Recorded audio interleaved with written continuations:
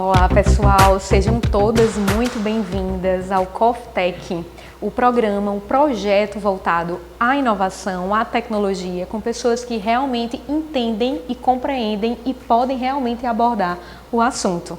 Hoje, no mês de março, temos a honra de prestigiar essas maravilhosas mulheres que são referência em gestão, em tecnologia e inovação no nosso estado, no nosso município. Sejam todas bem-vindas mais uma vez, muito obrigada pela presença. Depois de todo esse tempo, desde que o Dia Internacional da Mulher foi instituído pela ONU em 1975, porque a gente ainda precisa ter uma data específica para dizer aqui é necessário que nós tenhamos um Dia das Mulheres? Essa pergunta, na mesma hora me veio uma resposta. Por que a gente ter que ainda comemorar e ter que lembrar e ter que fazer desse mês um mês muito forte, porque a gente escuta coisas que eu não vou nem repetir aqui, né? Porque nós escutamos coisas como nós ouvimos durante o ano inteiro e imagina, até no nosso mês, no mês que a gente comemora e que a gente faz ações como essas tão importantes, por homens, por misóginos, por pessoas até, infelizmente, até mulheres que chegam a ser, infelizmente, a ter discursos, né, extremamente, como eu disse, machistas, misóginos, que levam ou tentam levar a mulher à categoria de inferiores, no sentido da palavra, não só no sentido de gênero, mas também como no sentido até da própria humanidade, como ser humano. E por que a importância disso? Porque se a gente não educar os meninos, nós não vamos sair disso. Então, isso significa dizer que nós precisamos muito trabalhar esse tema. E cada dia mais, quando a gente escuta homens dizerem o que nós escutamos, e como eu disse, não vou repetir, né, esse mês e nos outros meses, não só dizer como fazer contra as mulheres. Então, nós precisamos, sim, que o mês de março ele exista no mundo inteiro e que ele seja reproduzido, na realidade, nos outros meses, o ano inteiro. E, para mim, é uma honra também estar com vocês. O mês de março é um mês importante, simbólico. Ele simboliza que a mulher ela precisa ser ouvida e precisamos estar reunidas e unidas, né? Porque na questão de capacidade, na questão de talento, na forma de fazer, a mulher é muito realizadora. Aqui são exemplos de mulheres realizadoras que buscam e que fazem. Agora, recentemente, tivemos um caso de um político e pré-candidato ao governo de São Paulo, que fez um comentário que foi terrível e abriu mão da pré-candidatura e falando das mulheres da Ucrânia, que eram pobres e muito fáceis, né? Essas falas nós escutamos ao longo das nossas vidas, a vida inteira ouvimos isso no nosso ambiente de trabalho. Então, dentro do meu ambiente de trabalho, como de todas aqui, ambiente empresarial, eu sou diretora da CDL e são 26 diretores, 3 mulheres e 23 homens. Tâmara também da Associação Comercial. Então, o ambiente empresarial é muito masculino, o ambiente tecnológico é muito masculino. Então, é o momento de mostrar que precisamos, né, ser reconhecidas, não pelo gênero, mas que todos nós possamos ser reconhecidos pela capacidade, né, técnica e que sobreponha a questão do gênero. Então, é isso. Acho que é um momento também de celebrar conquistas. Então, quando a gente fala do 8 de março, até quando ontem, a gente na secretaria, Daniela, a gente estava fazendo uma reunião, né, reunindo não só as mulheres, mas todos os homens, porque isso não é uma causa só da mulher, isso é uma causa da sociedade. A sociedade mostra que está desenvolvida, que está se desenvolvendo como um todo, quando homens e mulheres entendem que é necessário esse espaço. Isso não é uma causa só nossa, né? E aí, a gente reunido, eu fazia questão de frisar isso e, inevitavelmente, não tinha como não, até porque foi muito recente, o incidente do deputado estadual lá de São Paulo, que ele veio próximo ao Dia da Mulher, mas acabou que causou todo esse murmurinho também, porque ele fez aquela fala que a gente está cansada de ouvir isso. A gente está cansada a gente não dá para aceitar mais esse tipo de conduta, principalmente de uma pessoa que está ocupando um cargo público, que é o dinheiro dos impostos dos paulistas, que está lá bancando, e ele sai daqui, vai para a Ucrânia, né? Dizendo que vai ajudar. Eu acho que foi o que mais chocou todo mundo, foi a publicidade que ele deu, dizendo que estava indo lá se solidarizar. E aí veio aqueles áudios que, enfim, destruíram qualquer ajuda que ele tenha feito e escancarou, né? Algo que, assim, dói em todas nós, porque a Ucrânia... E aí eu tenho minha especialização em ciências criminais, eu estudei tráfico de pessoas, isso é algo que existe e é algo que me doeu muito, porque o leste europeu sofre demais, as sociedades sofrem com isso, as mulheres sofrem com isso. Então, ele coisificou, ele tornou a mulher do leste europeu um objeto. E aí eu digo, a mulher ucraniana é a mulher do leste europeu como um todo, até porque as características são muito parecidas, os países são próximos. Eu vejo assim, o quanto isso não dá para a gente aceitar. Então, assim, o 8 de março, ele é um dia de lembrança de todo o nosso passado de lutas, porque foram muitas as mulheres que se sacrificaram para poder a gente chegar aqui. E a gente tem um time hoje de secretárias, de empresárias, de uma senadora. Primeira vez que a gente veio ter uma senadora foi com a eleição de Daniela. Então, assim, se a gente for olhar, ainda está muito distante da gente poder dizer assim, não, gente, agora a gente chegou, agora a gente tem uma sociedade igual, a gente não tem mais uma distinção de homens e mulheres, a gente se respeita, a gente ainda está muito longe. Nosso Estado ainda tem que avançar muito, né, nessa pauta. E o 8 de março é um dia de lembrar dessas lutas, de lembrar todas essas mulheres e disso recarregar nossa bateria, de se dizer, agora é minha vez. Agora é a minha vez de dar a minha contribuição. E aí, a todas as jovens que estão nos assistindo, a todas as mulheres que estão nos assistindo, agora é a nossa vez da gente dar contribuição e a gente somar para que as gerações que estão vindo por aí, elas tenham um Brasil com mais oportunidades, um Brasil mais igual, né? É muito importante a gente trazer à tona alguns dados relacionados à mulher, principalmente dentro da pesquisa da ciência e tecnologia, né, do nosso país. Por exemplo, quando se fala de Bolsa de Produtividade de CNPq, a gente sabe que só tem 30% de mulheres, segundo os dados do CNPq. E isso não nos torna, como mulher, menos capacitada, mas que a gente tem uma jornada muito mais dura para seguir dentro da carreira de ciência e tecnologia e para sermos cientistas, né, natas. E isso é um dado alarmante e que a gente tem uma responsabilidade de motivar e de ser espelho para que mais mulheres, mais meninas, elas sigam nessa posição e nesse sonho de se tornar cientistas. E eu acredito verdadeiramente que isso é ainda uma pontinha de tanto que a gente tem a fazer.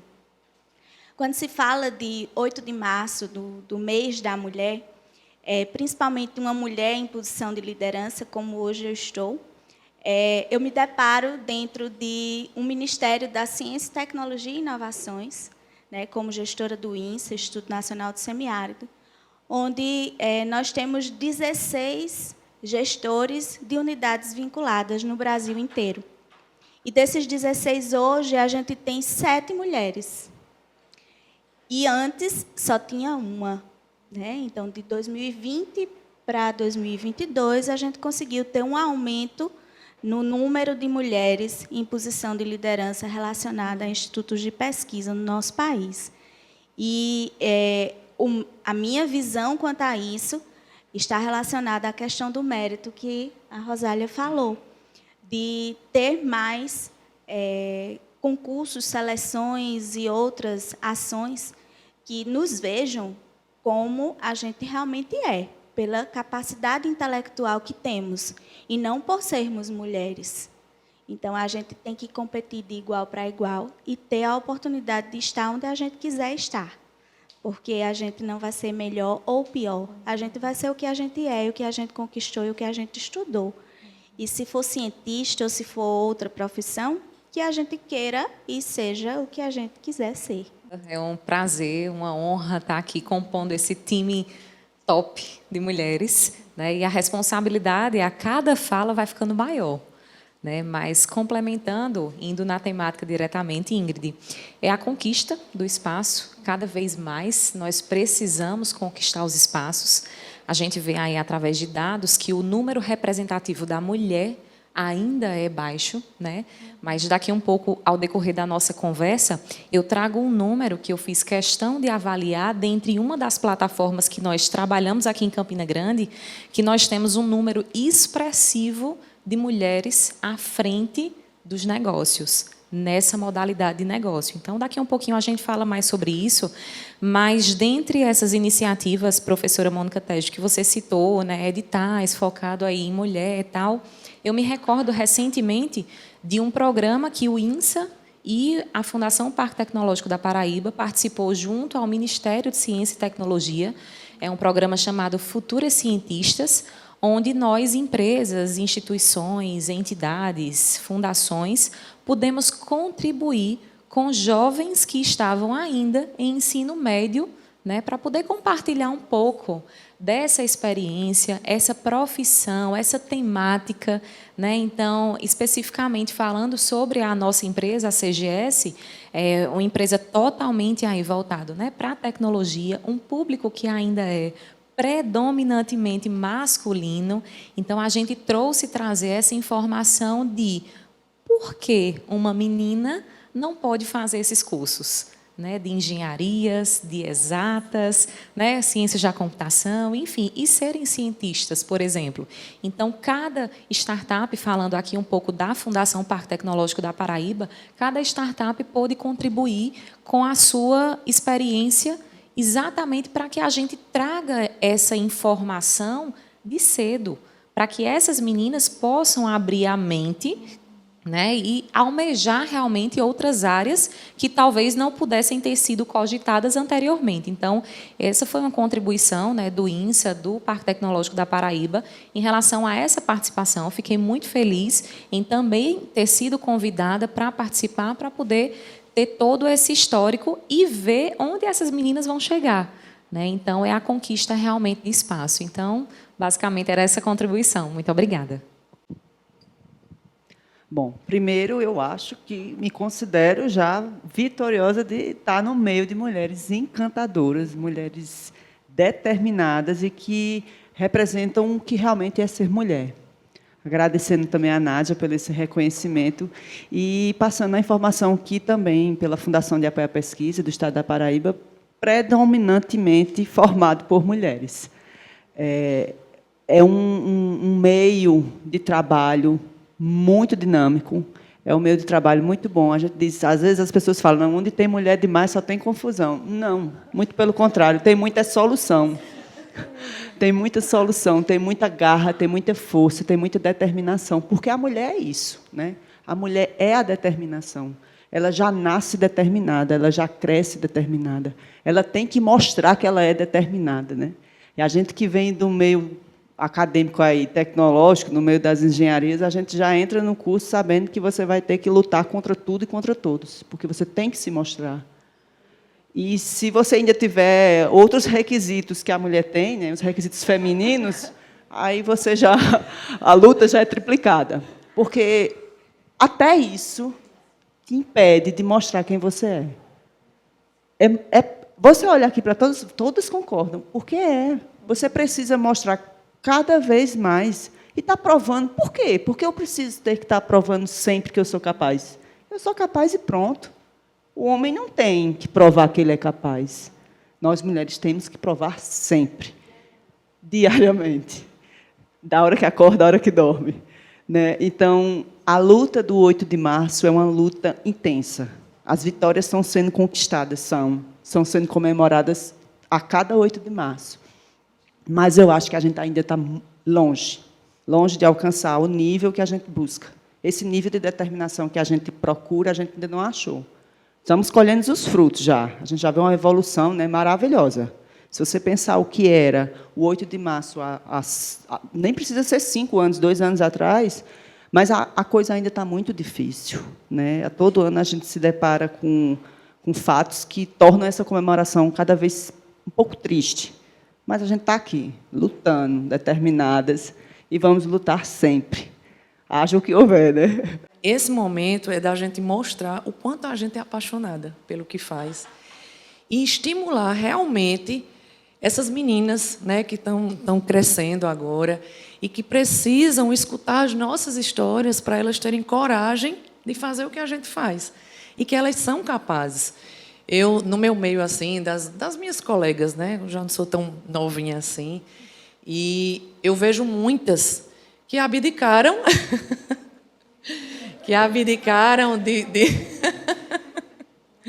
que abdicaram de fazer o que queriam das suas profissões, né, para estar em casa, para estar cuidando de filho. Não que isso não seja um mérito de quem está lá, até porque quando a gente escolhe ficar em casa, cuidando de filho, fazendo comida, nós não somos valorizadas, né?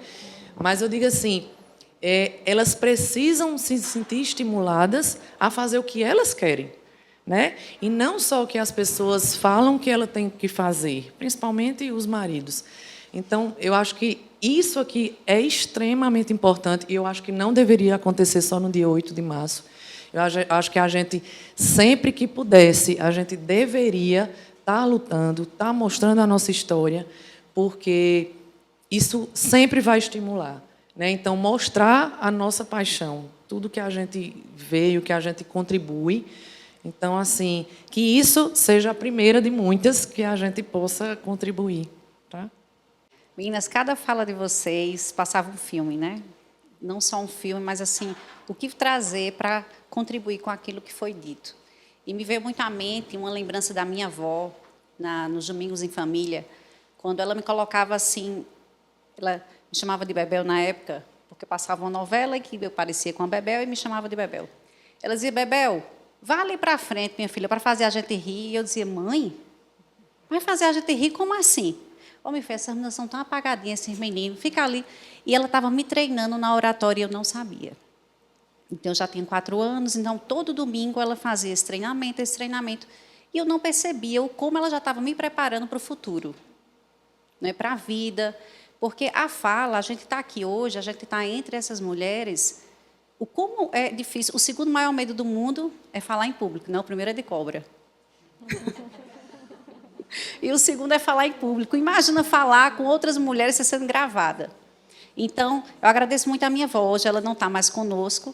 E fez muito sentido para mim quando eu começo a refletir como para a gente tudo é muito mais pesado e é mais um fardo. E como muito com vocês, que a gente precisa celebrar pelo fato da vocação de que nós estamos plantando uma semente e regando, às vezes estimulando pessoas que a gente nem conhece. Que às vezes ouviu o que a gente disse, ou que passou em algum momento uma frase numa rede social, e que inspirou outras pessoas. E aí a primeira coisa que eu ensinei à minha filha foi, você vai conseguir. Você vai conseguir. E ela ainda não sabe o que é, mas ela sempre diz, mãe, você vai conseguir. E aí eu gravei aquilo, que quando me dá uma tristeza de algum momento ou outro, aí eu escuto Mariana dizer, você vai conseguir. E olha o sentido que faz ela vindo me ensinar que realmente eu deveria ter vindo mulher. Que veio no meu coração, que enquanto a gente vai conversando um pouquinho, que inclusive foi com ela que aconteceu com Nádia, eu digo sempre que Deus ele faz com que a gente se encontre, né? Nos traz esses encontros e graças a Deus eu tive a felicidade de conhecê-la. E um belo dia a gente conversando, trabalhando, que essa é a realidade de nós mulheres. Vamos ser reais, não vamos ser sinceras e reais. Essas somos nós. E a sociedade, e aqui ninguém está para disputar com os homens, e aí quem está em casa, que não existe, ninguém está aqui para disputar com vocês, nem para brigar, nada disso, apenas para que, com a mesma competência que se tem, a mesma garra que se tem, possa ter os mesmos espaços. Isso é o óbvio, né? Da gente enfrentar.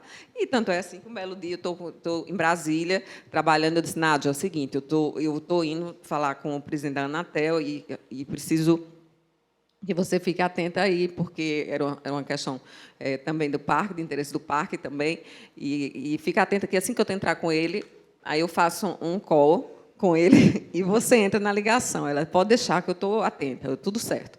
Aí, quando eu estou com ele, meu sério, doutor Leonardo, então, eu estou com a diretora da parte tecnológica, eu vou fazer a ligação, ela vai entrar aqui agora, e ela disse...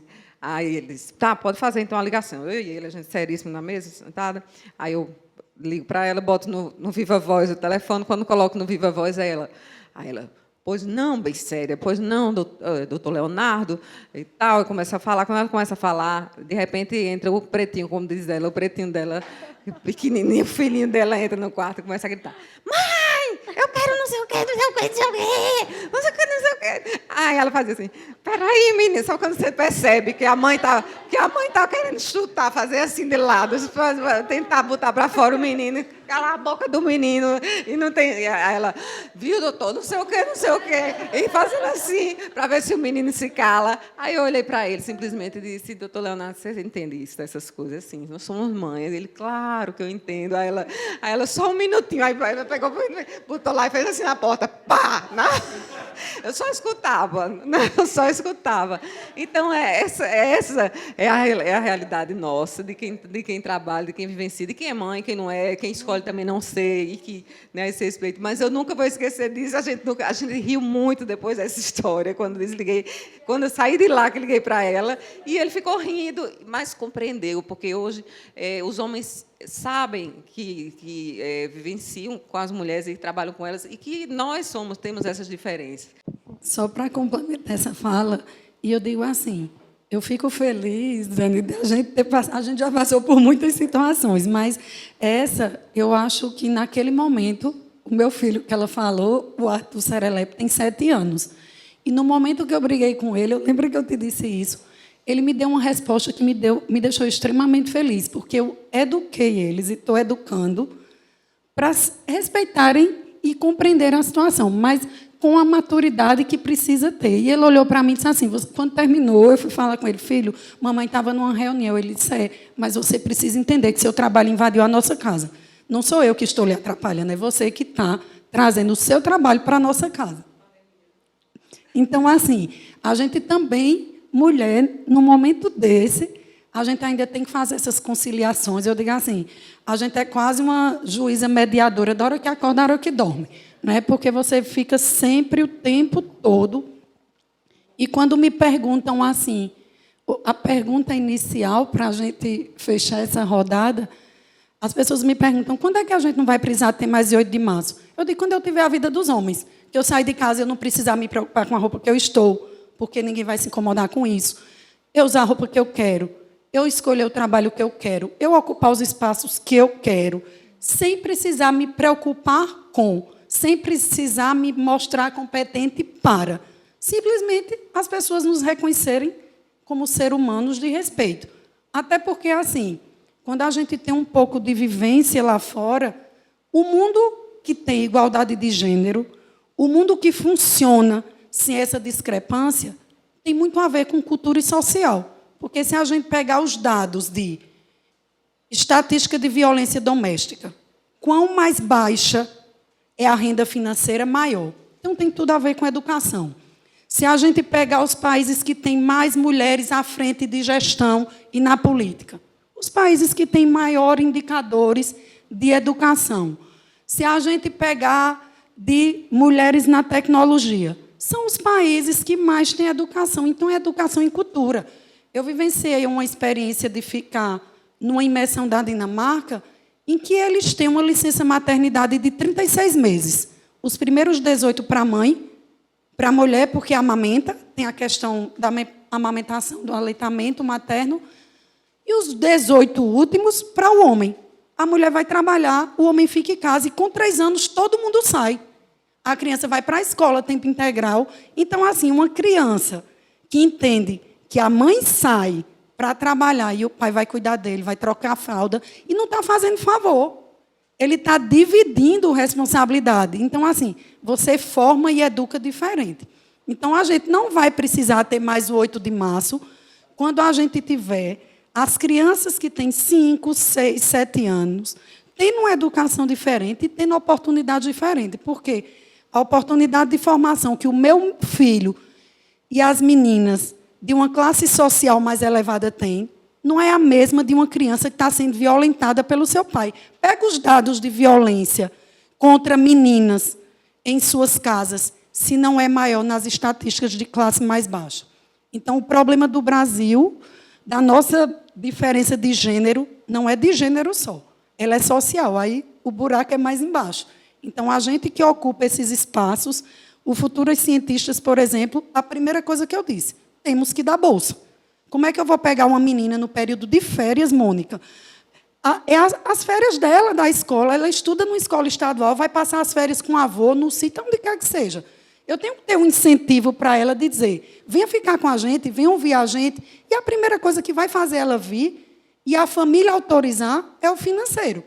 Então, a gente deu uma bolsa, o computador e a conectividade. Porque se eu fosse abrir um edital, vem escutar sobre ciência, isso é hipocrisia. A pessoa não comeu naquele dia e vai ouvir ciência e tecnologia para quê? Então, assim, a nossa responsabilidade, principalmente para você, Daniela, eu sempre converso isso, a gente tem essa relação de confiança e de amizade, principalmente para a gente que ocupa cargos de gestão pública estratégico, a gente tem que dar a nossa contribuição. Porque se a gente não devolver isso de forma concreta, é extremamente importante esse COFTEC. Mas, para mim, é muito mais importante que a gente saia desse COFTEC com ações concretas e desdobramentos dessa ação coletiva e dessa força que a gente tem, que não seja só de palavras. Tá joia?